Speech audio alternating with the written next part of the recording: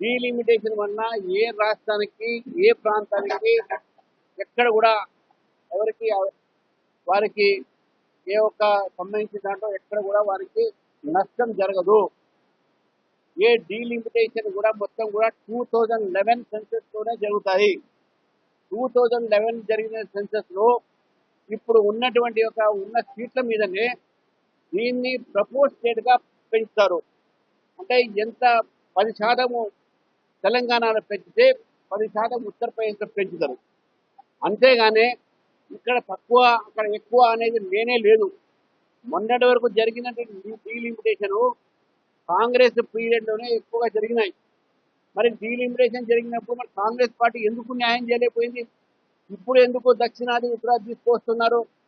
ఎందుకు తీసుకొస్తున్నారంటే మొత్తం ఉత్తరాది భారతదేశంలో కాంగ్రెస్ పార్టీ ఊడ్చుకుపోయింది, అక్కడ లేదు. ఇక్కడ దక్షిణాదిని కాపాడుకుందామని చెప్పేసి ఈ రకమైనటువంటి అబద్ధాల ప్రచారాలతో కాంగ్రెస్ పార్టీ వాళ్ళ ఇండియా అలయన్స్ ఇక్కడ భారతీయ జనతా పార్టీ పెరగకుండా చేయడానికి డీలిమిటేషన్ మీద తప్పుడు సమాచారాలు ప్రజలకు ఇస్తున్న విషయాన్ని మనం గుర్తుపెట్టుకోవాలి.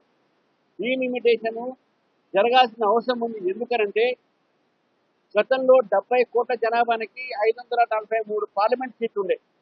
ఇప్పుడు 140 కోట్ల జనాభాకు కూడా 540 సీట్లు ఉన్నాయి. కాబట్టి ఇది పెరగాల్సిన అవసరం ఉంది, రాజ్యాంగంలో ఉన్నది. అదేవిధంగా రేవంత్ రెడ్డి గారు ఉత్తరాలు రాస్తా ఉన్నారు ఒక హైబ్రిడ్ మోడల్ అని.